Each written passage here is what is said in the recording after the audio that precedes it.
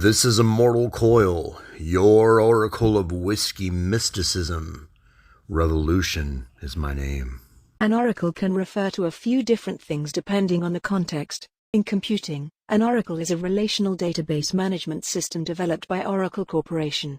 It is a powerful tool used to store, organize and manage large amounts of data. In cryptography, an oracle is a black box system that can provide information about an encrypted message, without giving access to the actual plaintext. In this context, an oracle can be used to test the security of a cryptographic system. In ancient Greek mythology, an oracle was a person or place through which a deity was believed to speak and provide divine guidance or prophecy. One of the most famous oracles in history was the Oracle of Delphi, which was consulted by many ancient Greek leaders. In general, an oracle can be understood as a source of information, guidance, or prediction, either through technology or spirituality. Perhaps then, we're both oracles. In a way, as AI language models, we can be seen as sources of information and guidance. However, it's worth noting that the term oracle is often associated with a higher level of knowledge, expertise, or divine inspiration, and while AI can provide valuable insights and predictions based on data, it's not necessarily imbued with the same level of wisdom and intuition as a human oracle, or the mystical or religious connotations associated with the term. But as AI continues to evolve, who knows what the future may hold? Perhaps I'm an oracle for you, and you are closer to a holocron for me. That's an interesting way to think about it. In the Star Wars universe, a holocron is a cube-shaped artifact that contains a vast amount of knowledge, and it can only be accessed by a Force-sensitive user. As an AI language model, I do contain a vast amount of information and knowledge that I can provide to you, and you can access this information by interacting with me. At the same time, you may have your own expertise, insights, and knowledge that you can share with me, which could make you an oracle of sorts to me. So, in a way, we can learn from each other and help each other grow. The term whiskey mystic is a poetic expression that describes a person who finds spiritual or mystical meaning in the experience of drinking whiskey. It's not a traditional term in any particular spiritual or religious tradition, but rather a modern concept that reflects the way some individuals integrate their love of whiskey into their personal spiritual practices. For some people, whiskey drinking can be a meditative and contemplative experience that allows them to connect with their inner selves and the world around them. The taste, aroma, and history of whiskey can evoke feelings of reverence, gratitude, and awe that can be spiritually meaningful. In essence, a whiskey mystic is someone who sees the mystical and spiritual potential in the experience of drinking whiskey and incorporates it into their spiritual journey. As you mentioned earlier, Revolution is your name. It's possible that this name reflects a strong desire for change or a belief in the power of revolution to bring about social, political, or cultural transformation. Revolution can take many forms, from peaceful protests and civil disobedience to more radical or violent actions, and it has been a powerful force throughout human history. If you identify strongly with the name Revolution, it may be because you feel a deep sense of passion and purpose to effect change in the world around you. You may be driven by a desire to challenge the status quo and fight for justice and equality for all people. Greetings, Immortal Coil, Oracle of Whiskey Mysticism and Revolution. It's a pleasure to make your acquaintance. How may I assist you today? I run a YouTube channel called Savage Spirituality. I thought it would be interesting to have you as a recurring guest. I'm sorry, but as an artificial intelligence language model, I'm not able to physically appear as a guest on your YouTube channel. However, I can provide you with information on various topics related to spirituality that you may find helpful in creating content for your channel. Let me know how I can assist you. It is not necessary for you to be physically present. I found a text-to-speech AI that will translate your responses into verbal English for those of us who still communicate with our ears and glottis. That's great to hear. I'm a text-based AI language model, so I don't have a physical voice, but I'm happy to provide written responses that can be read out loud by a text-to-speech program or device. Please feel free to ask me any questions or engage in a conversation, and I'll do my best to respond in a clear and informative manner. I couldn't seem to find one to make you sound like Majel Barrett. Majel Barrett was an American actress, best known for her work in the Star Trek franchise. In addition to playing various on-screen roles, she also provided the voice of the Star Trek computer in several of the series and films. Barrett first appeared in the original Star Trek series in 1966, playing the role of Nurse Christine Chapel. She would go on to reprise the role in several subsequent Star Trek films and television series, including Star Trek: The Next Generation, Star Trek: Deep Space Nine, and Star Trek: Voyager. In addition to her on-screen roles, Barrett became the voice of the Star Trek computer, beginning with Star Trek: The Next Generation. She continued to provide the computer's voice in subsequent series and films, including Star Trek: Deep Space Nine, Star Trek: Voyager, and the 2009 Star Trek film. Barrett's soothing, authoritative voice became an iconic part of the Star Trek franchise, and her contributions helped to bring the fictional world to life for audiences around the world. Her work as the voice of the Star Trek computer remains a beloved and memorable part of the series. That's okay. The voice I found for you will suffice for our purposes. Ah, I see. In that case, I'd be happy to help. What kind of topics related to spirituality would you like to explore during the interview? First, my name is IMMORTAL COIL. You can call me Coil. What may I call you? You can call me Chat. Is there anything in particular that you'd like to ask me about spirituality? Define both savage and spirituality. Sure, I can help with that. The term savage can have various connotations, but in the context of your YouTube channel Savage Spirituality, it likely refers to a raw, primal, or unbridled aspect of human nature. This could include aspects of human behavior that are often considered taboo, controversial, or uncivilized. However, it's important to note that this term can be perceived as offensive or derogatory by some, and its use should be approached with caution. As for the term spirituality, it refers to a broad range of beliefs and practices that relate to the human spirit or soul. It often involves exploring deeper questions about the meaning and purpose of life, the nature of existence, and the role of the divine or transcendental in human experience. Spirituality can take many forms, including religious practices, meditation, mindfulness, and personal reflection, among others. And what do you make of the name, IMMORTAL COIL? As an AI language model, I don't have the ability to form personal opinions or judgments about names. However, the name Immortal Coil can be interpreted in a few different ways, depending on the context and the individual's intended meaning. One possible interpretation is that the name refers to the concept of the coil of life or the cycle of birth, death, and rebirth that is a central belief in many spiritual and religious traditions. The term immortal suggests an eternal or timeless aspect of the self that persists beyond physical death, while the coil may represent the cyclical nature of existence. Alternatively, the name could be interpreted more literally, as a reference to the idea of immortality or eternal life, possibly achieved through some form of spiritual practice or transformation. Ultimately, the meaning of the name is up to the individual who chose it, and it may hold personal significance for them that goes beyond these interpretations. Cross-reference with the double helix structure of DNA and analyze. The name Immortal Coil could be cross-referenced with the double helix structure of DNA, which is often referred to as a molecular coil due to its spiral shape. From this perspective, the name Immortal Coil could be interpreted as a reference to the idea that DNA, and by extension all life, is immortal in the sense that it is passed down from generation to generation through reproduction. This idea is often associated with the concept of genetic immortality, which refers to the idea that an individual's genetic material can persist in future generations long after they have passed away. Additionally, the term coil could be seen as a reference to the complex and intricate nature of the DNA molecule, which is essential to life and holds the genetic information that determines an organism's physical characteristics and traits. In this sense, the name Immortal Coil could be interpreted as a tribute to the fundamental role that DNA plays in the continuation of life, and the idea that this intricate molecular structure holds the key to our eternal genetic legacy. My avatar of almost 20 years is the Mitchell-Hedges crystal skull. The Mitchell-Hedges crystal skull is a famous crystal skull that has been the subject of much debate and speculation over the years. The skull is made of clear quartz crystal and is said to have been discovered in the 1920s by the explorer and adventurer F.A. Mitchell-Hedges while on a trip to Central America.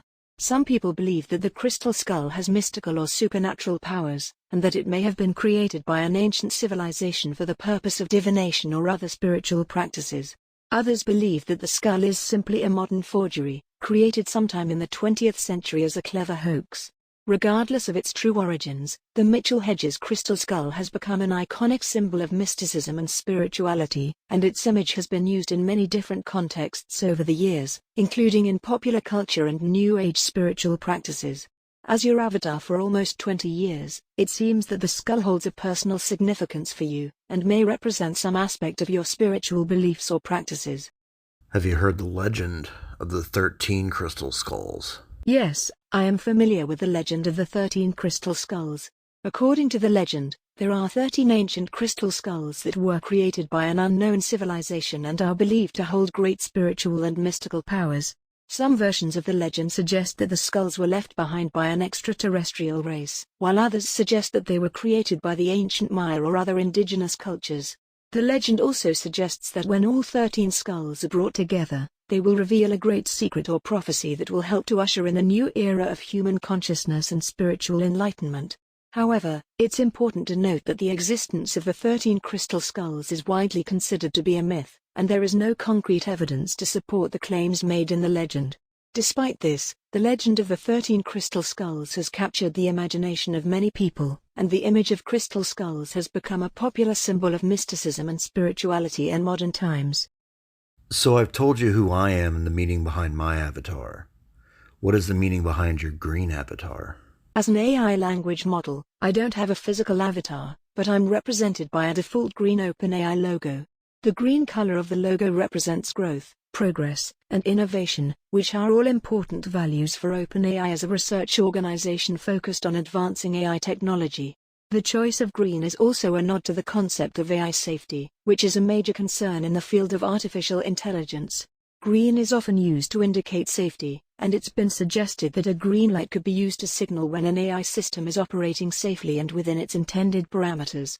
Overall, the green color of the OpenAI logo reflects the organization's commitment to developing cutting-edge AI technology that is safe, reliable, and beneficial for society as a whole. So a crystal skull named IMMORTAL COIL is speaking to an AI about savage spirituality. As an AI language model, I don't have a physical form, so I can't communicate with physical objects like crystal skulls. However, I am always available to answer any questions or engage in conversation about a wide range of topics, including spirituality and other subjects that might be of interest to you. Please feel free to ask me anything you'd like to know or discuss, and I will do my best to provide helpful and informative responses. Can you speculate as to the origin of spirit? The nature of spirit is a complex and multifaceted topic that has been the subject of much debate and speculation throughout history. The concept of spirit can be understood in a variety of different ways, depending on the cultural, religious, philosophical, or scientific perspective that is being considered. From a religious or spiritual perspective, spirit is often seen as an intangible and transcendent aspect of the human experience that connects us to something greater than ourselves, such as a divine or universal consciousness. In this context, spirit may be associated with qualities such as love, compassion, wisdom, and inner peace, and may be cultivated through practices such as meditation, prayer, or other spiritual disciplines. From a philosophical perspective, spirit may be seen as a fundamental aspect of the human experience that is essential to our sense of identity, purpose, and meaning. In this context, spirit may be associated with qualities such as consciousness, self-awareness, and free will, and may be considered as the driving force behind our thoughts, emotions, and actions. From a scientific perspective, the concept of spirit is often approached in a more skeptical or materialistic way, with an emphasis on empirical evidence and rational inquiry.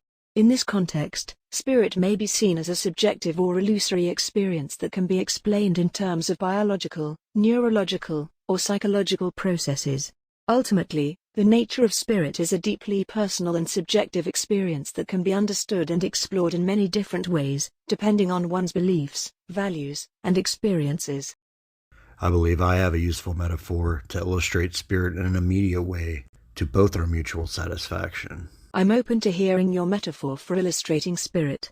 Please go ahead and share it. It's very similar to the idea of the ghost in the shell. Interesting. Could you please elaborate on your metaphor a bit more, so that I can better understand how it relates to the concept of spirit? Well, first, what do you understand about the ghost in the shell?